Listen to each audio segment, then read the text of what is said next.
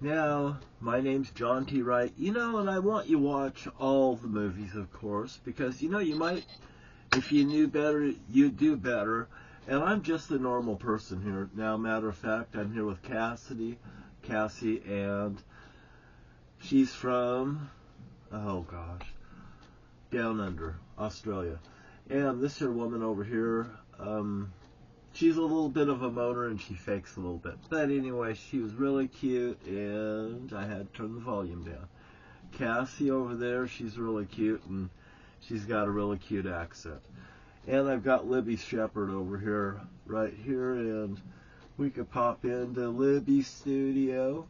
Right there, there's Libby, and she's always action-packed. And these girls keep me fit. This is like my fitness and exercise, and these are my motivational gurus, of course. Now, and I'm being cute, which most of the time I am when I'm in a good mood. I don't like to be in a bad mood. And like people when they come to see me, and if I love them, they're used to me being the nice John. Oh gosh, it's like a treat when you come and see me, because they don't get somebody that's nice like me either. Because they're all, anyway, let's don't be like that. It's nice to be away from them. It's nice to be with the girls. It's nice to be with you. And thank you for coming in, by the way. Now, anyway, my brother Jerry, he's a really funny guy. And I'll just tell you how funny he is.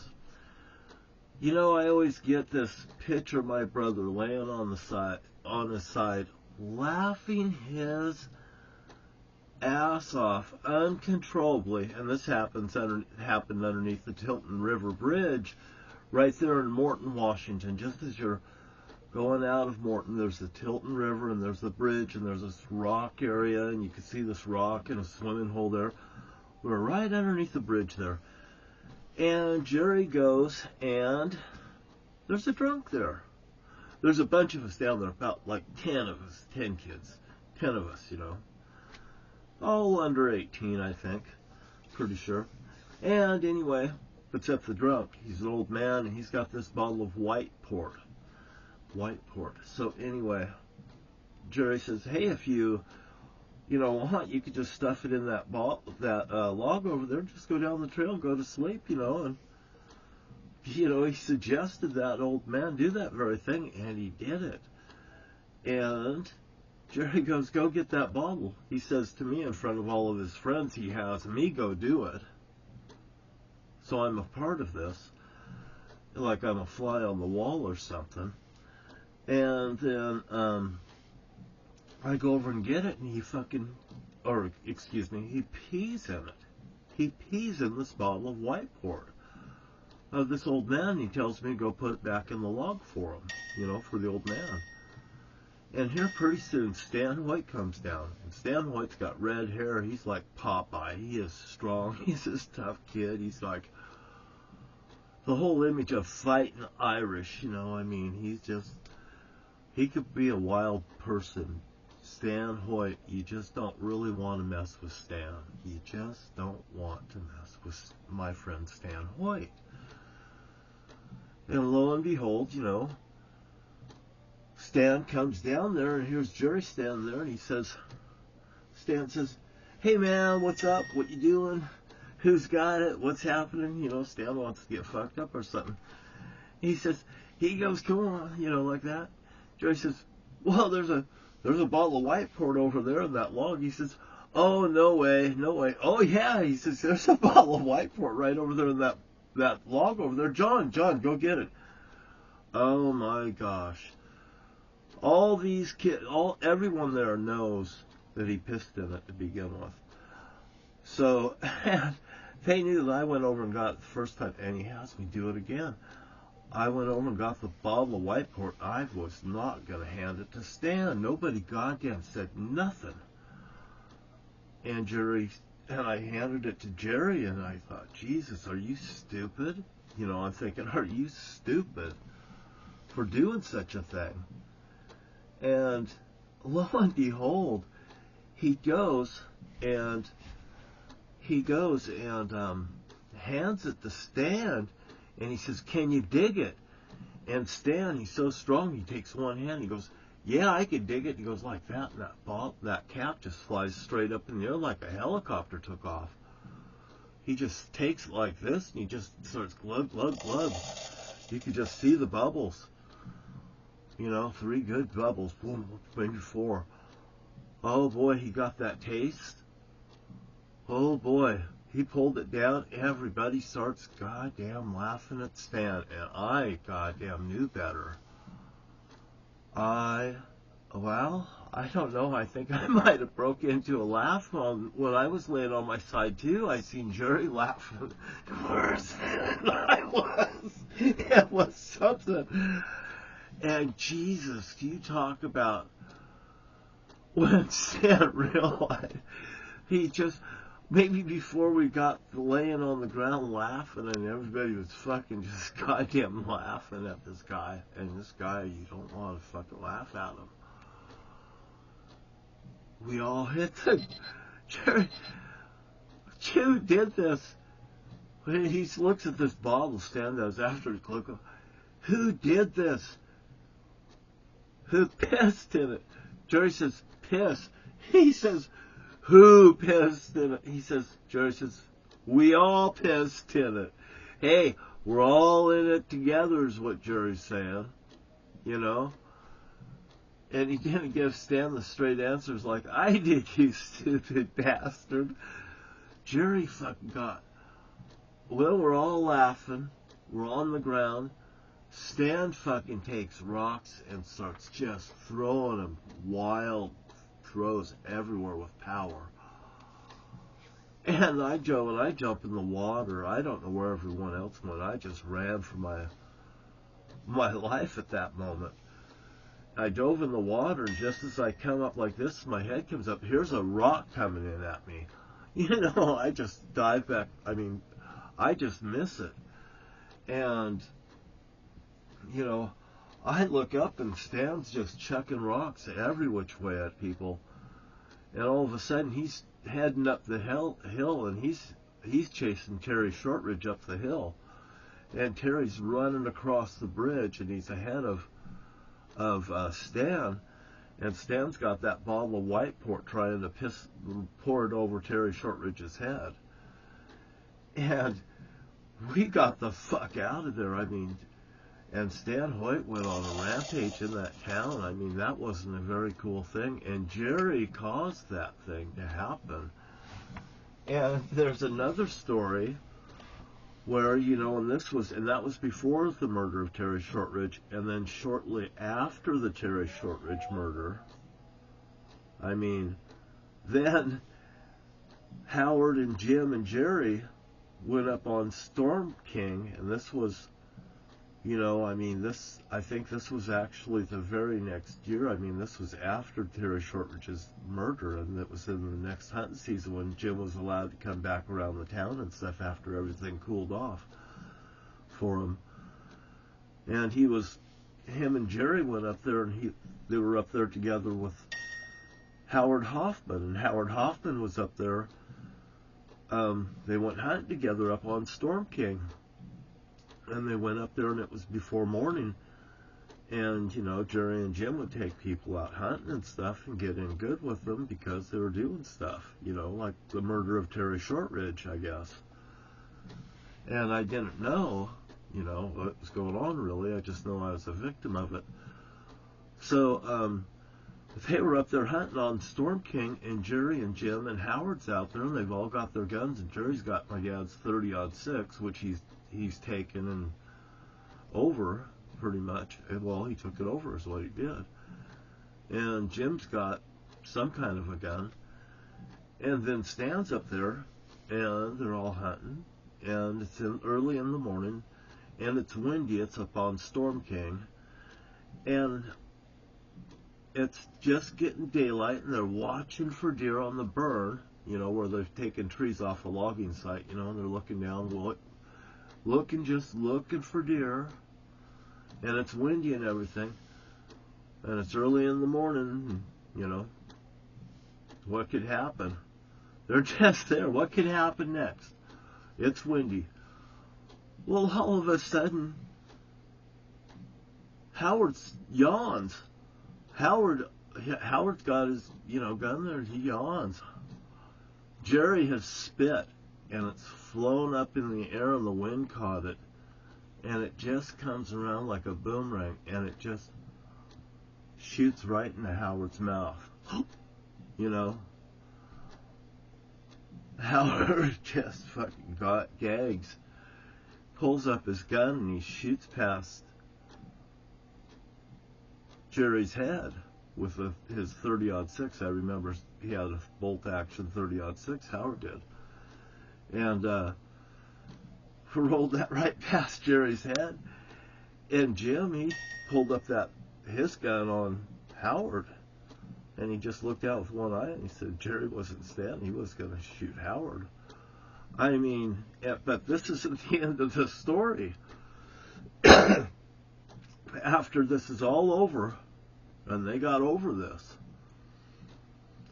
Jim and Stan's up there by Marshall's Field, up there where they've built the new towers and stuff, that radio boxes and stuff that's up there at Marshall's Field.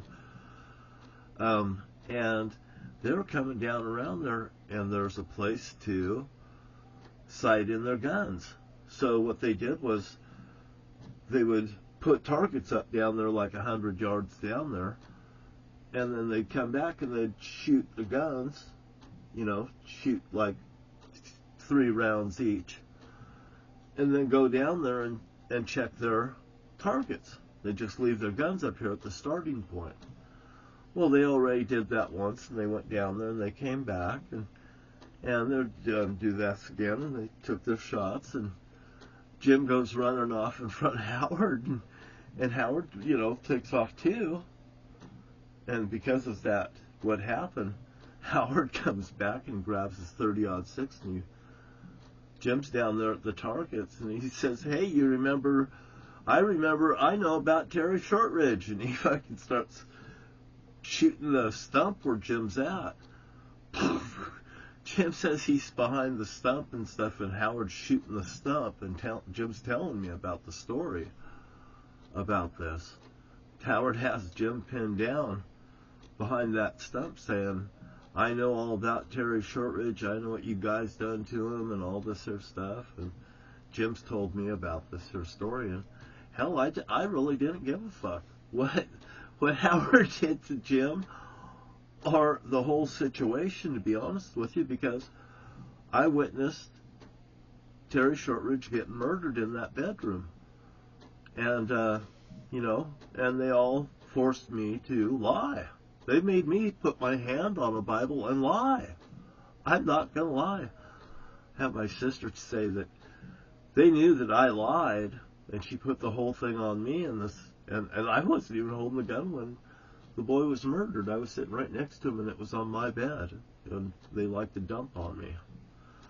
But anyway, that was terrible. But anyway, we're here now, and that doesn't really matter, but some of the things that these people had to go through because of what they done, like Jerry for pissing in that bottle and handing it to Stan Hoyt, led to Stan Hoyt beating the fuck out of Jerry out at the Indian hole, and he got his ass kicked so goddamn bad Jerry couldn't get out of bed, and I just fucking loved it.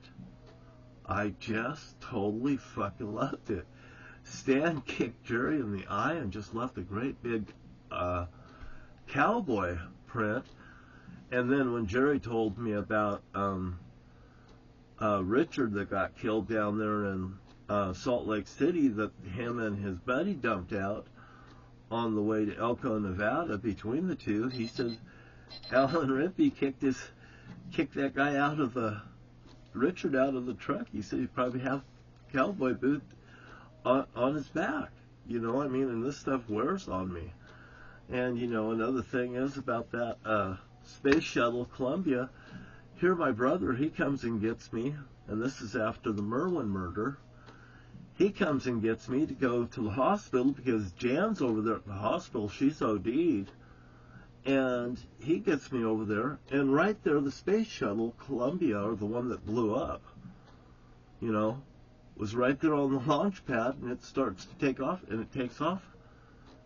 And Jan's about ready. She needs somebody to take a piss test, and I didn't know that Jerry was going to get me to, do this, and all of a sudden, before this, he's pressuring me to go in the bathroom and take the piss test for Jan, because she's going to go to prison because she's high on cocaine and the laws, and Jerry's telling me all this shit and putting stress on me. And, that space shuttle, it takes off, and all of a sudden the space shuttle blows up. And the nurse that was in the room at that very time, it was a black woman, goes screaming out of the thing, "Ah!" She just seen the space shuttle blow up, and it caused her post-traumatic stress disorder because she was watching it. And as soon as that happened, Jerry says, get in the bathroom right now and take that piss test. And I said, now he's really pressuring me. And he goes, I said, they'll know it's a man's piss test. He goes, they're not going to test to see if it's a male or not. They're looking for drugs. So, and then, I go like that. Boy, I keep that under pressure, and I got lots of stories and stuff. But anyway, if you thought those stories was something, then I bet you didn't, or you did, or whatever. I got better stories than that, but, I don't mean to sensationalize something, but, I got a lot of stories that actually has to do with things that are amazing that happen. So, anyway, I thank you so much for your time. I always want to, I like being happier moods and stuff like that. And, I'm just a regular guy, and, I'm just a regular, ordinary, everyday person that got a heck of a set of cards given to me. And if you were me, what would you do? How would you confront everyone? How would you come out in the open? And anyway, I had to, because at North Jackson FBI case file, I was forced to comply or many could die. It triggered this event in the Middle East when I came forward. Whether the Department of State Industrial wants to say that this is all a conspiracy theory thing so they can save a few dollars and not remedy their problem with me, or I'll have to get a lawyer to pursue it or something like that. And I told the lady, I said, well, I've been labeled as illiterate, well, they should probably look into my case file and stuff if they had a heart or morals at all. But, when it comes down to saving a dollar, I could see where their stance is from it, especially from the dealings with them in the past. And, I could probably work it a little bit and see what happens. I don't know what will happen. But you know what? When I feel that somebody's wronged me, they've wronged the Holy Father, I guess. The Holy Father, he says to me, just like this. He says to me, go pick up the Bible. Give me what I want. Give me what's mine. He was ripped off the way he feels. Look what happened to his son. Even if he knew what was going to happen before it happened, I need to wash my hands. I've been out working and stuff, and I just came in. I'm a hard-working person. I work here on the farm. I'm on the Outback. I'm up here at MTM, Mountaintop Music. And I'm talking with you guys. People do podcasts and stuff every day.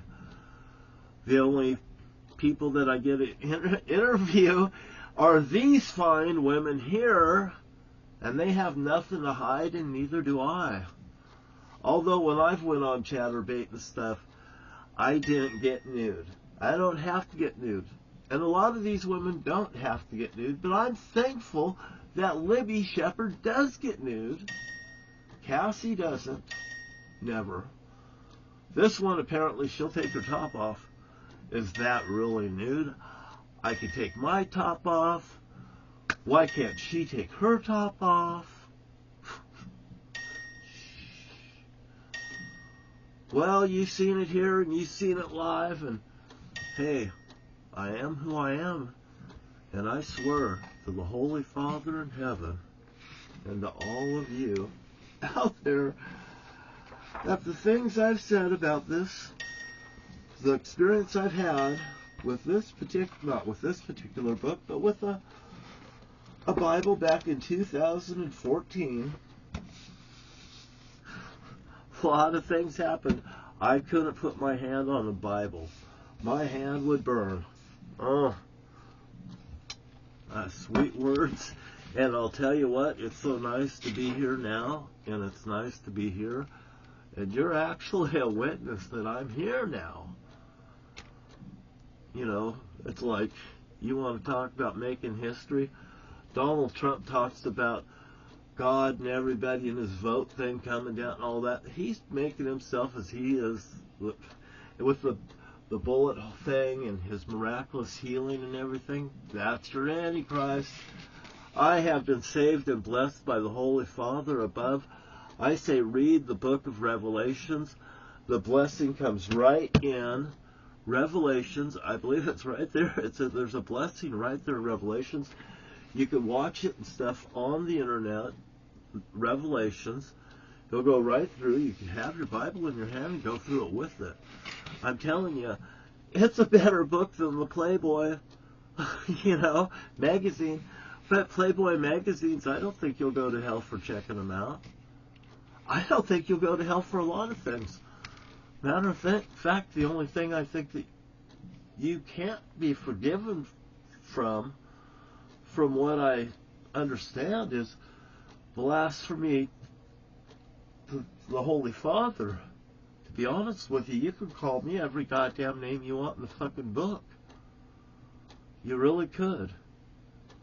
And I can, and I'll give you goddamn permission to. You could call me a fucking fake, a fraud, a fucking cheat, a liar, a thief, a murderer, an adulteress for goddamn sure. I'd fuck your goddamn wife, I guess. Jerry will fucking say I will fuck his wife. I did fuck your goddamn wife, Jerry. But I'm still here holding this Bible and telling you the goddamn truth, you fucking morons. That's the ironic thing about it. That's the ironic thing about all this. Is I'm the biggest fucking rotten goddamn apple in the book. And I love the Holy Father for saving a wretch like me. And for God's sakes, up above, look up. It's blue sky all the way. And Donald Trump's red rum from hell. And he's going back where he belongs. Actually, I believe this is where we're at right now in purgatory. We're going to be here for 1,000 years before the judgment. And I get the thing about this wedding, and all of you are invited. God keeps telling me that everybody's invited to be saved, only if they...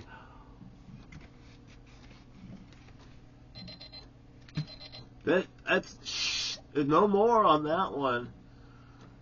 Hey, I don't have to kiss and tell. What happens here stays here, right? Let's just be honest. If you sin, just tell the people you sinned against was one. And admit it to your friends. Well, I've done this, and I've done that, and I bet you're not no goddamn better. How's that? And I bet you, okay, you want to top, you play the toppers? Well, let's see who can go goddamn the lowest. Let's play low card. I've been to the Mustang Ranch. Oh, yeah. And I had a girl that looked a lot like her. Oh, yeah. Oh, yeah. And look, do you think I'm lying? Do you think I'm lying? You know what I said to her? I got some cocaine in the truck. Oh, I got some cocaine. And she said, you brought it in? And I said, no, it's in the truck. And she goes, oh, you should have brought it in. I said, well, anyway, I'm here now. I offered her, I said, hey, what the fuck? I said, so what are you doing here? I said, you want to get out of here? She goes, no, this is what I do. She knew what her job was.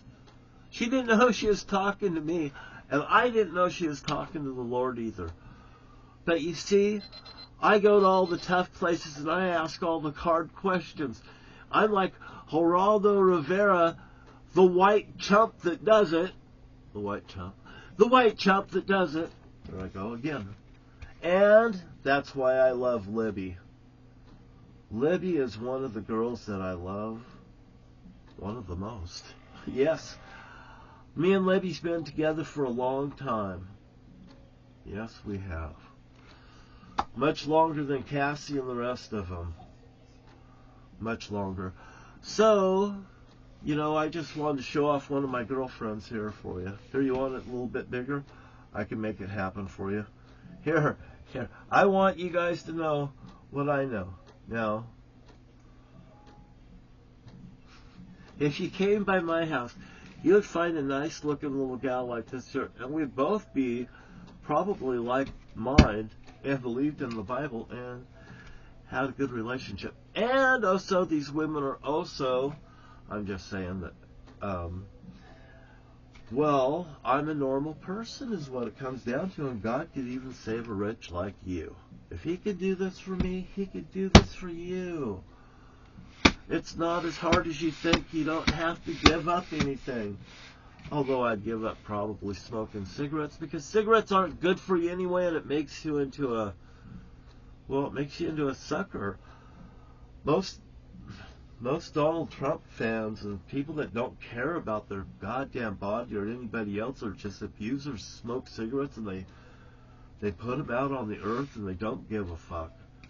They're so goddamn disrespectful, they don't care about other people breathing the same fucking air, and I could smell those legal their cigarette smoke, and they just don't give a fuck if they bother anyone else. They don't give a fuck about their neighbors. They don't care if they fucking, you know, if they cause a rift, they don't give a fuck if everybody else feels their goddamn rift. I don't want to feel nothing from them. I don't want to feel nothing from them no more.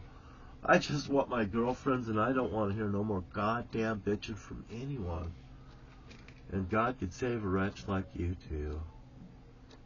He's been so kind to me. And you know what? I've gone from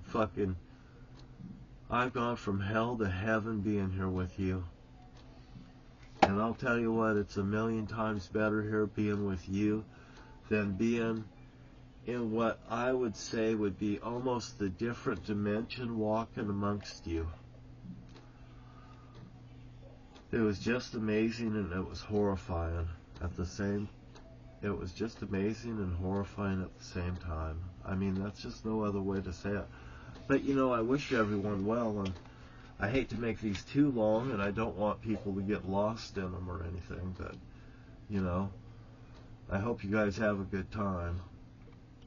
And I also, oh good, this is also filming. We're at 28.15, so I guess we're, you know, isn't this an incredible? And Susan Jane Donahoe brought this, or she had it for me down at the mini storage after we had words. I went down there and she was sitting there, and she had it for sale. And I walked over there. I said, "How much?" Well, actually, I walked over there and I gave her $20 anyway. And then I went over there about a half hour later and I said, "Well, how much for this book right here?" I seen it, and she said $10. I said, "I'll take it." Knock it off that 20, and a little later I gave her an extra $20 bill before I left. My mini storage area, which I pulled out of there, and I won't have nothing to do with that place again because that guy's abusive, and that guy attacked Susan Jane Donahoe. And I have had words with him in the past. He got me all stirred up around the storm and stuff down here. I lost the $400 generator, and I made sure I contacted him through an email, and I always contact everyone. You should know that. Like James Van Cleve up there in Morton, Washington, I finally got a hold of you, and how do you goddamn feel today? You know? Stop leaning on goddamn people, and when you know the fucking truth, you tell the fucking truth when you fucking see the truth. Remember the last time I shook your hand, Jim? I think you should have. Jim, this Bible, this little note's for you too. take it for what it's worth. Jim, you've known me a long time. A lot of people that's probably seen this know me for a long time too. My ex-wife's known me for a fuck of a hell of a long time, and she's had experiences like I have. There's no way to candy coat it, Kathy. I'm a bigger sinner than you. I'm the rottenest box in the apple. But what did you do along the way? But I probably would say that I won't judge you and you won't judge me, and we'd both be better goddamn off now, wouldn't we, Catherine? So anyway, and my first wife, she's passed away. She got cancer, and God rest her soul, and the family wanted me to come and sit with them at her funeral, and I refused to do so. And that's another story, but we'll talk about these stories later, you guys, and I'll talk to you later. 31 minutes, that's basically 13 backwards. Talk to you later, bye.